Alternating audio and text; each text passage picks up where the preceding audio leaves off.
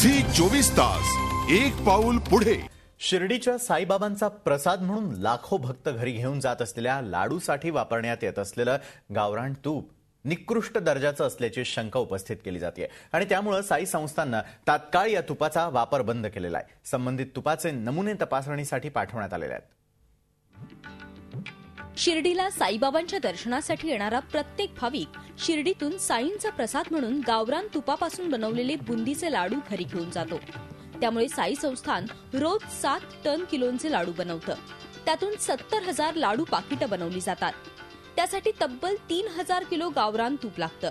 त्यासाठी मध्य प्रदेशातल्या ग्वाल्हेर येथील चंबळ डेअरीचं तूप साई संस्थान खरेदी करतं। काही दिवसांपूर्वी या तुपापासून लाडू बनवताना तुपाला फेस येत असल्याची तसंच बुंदी तळताना डोळ्याला जळजळ होत असल्याची तक्रार येत होती।